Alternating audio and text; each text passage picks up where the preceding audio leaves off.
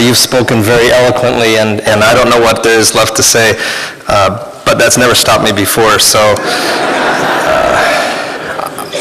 I'll just punctuate some of the comments that I've heard already. An eye for an eye leaves the whole world blind. I'm not sure who said it. It's been attributed to Gandhi and Martin Luther King and several others, but I think that's what's on my mind today. Violence is as old as the human family. In Genesis 4, Cain kills Abel, which the rabbi talked about so eloquently. And so the first thing when we talk about this that we have to say is that, like the blood of Abel, we cry out with the victims of violent crime, tears of sadness and a call for justice as well too. All of us as religious leaders have had parishioners, friends, and maybe in times relatives who have been victims of violent crime. We've all had people that have been raped and abused, and many of us have had parishioners who have lost loved ones to violent crime. And the desire, not just for justice, but also for vengeance, is incredibly strong. But I believe it's corrosive on society. Violence is extremely corrosive on society. And when we have state-sponsored violence, I wonder what it does to us. As a religious leader, I get asked two questions when I go around to Lutheran churches where people are encouraged to debate and disagree, even though our statement on the death penalty is against it. One of them is, well, but doesn't the Bible say, I get that quite a bit, and I'm going to invite the rabbi next time that happens. You did that so well. Cain did not receive the death penalty.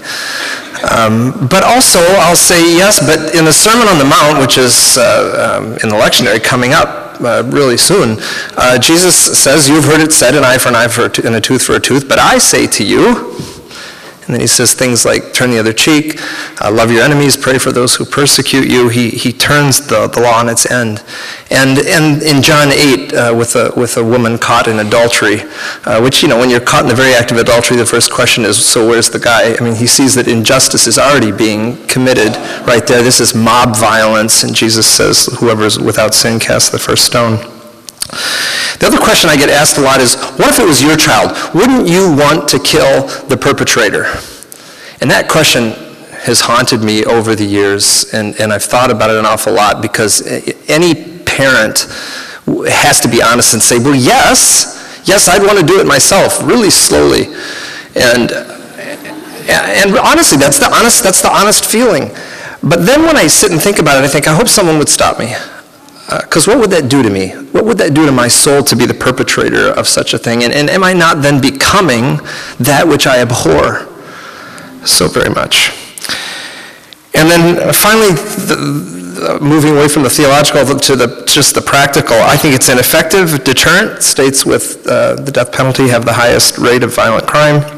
It's unfairly applied, as several people have already spoken to. I think the release of Anthony Graves after 18 years for a crime that he did not commit ought to get our attention. That should be as offensive to us as the original crime, I think. He's the 138th person to be released from death row since the 70s. The state just gets it wrong too often for us to risk this. Is it worth executing someone if there's the possibility of killing someone who's not perpetrated a crime? And then finally, as a human rights violation, in 2009 there were 714 executions in 18 countries. Only 18 countries. I was surprised by that statistic when I read it. We're in the top 5 for number of executions, along with the People's Republic of China, Iran, Iraq, and Saudi Arabia, which I find to be strange bedfellows for the United States of America. An eye for an eye leaves the whole world blind.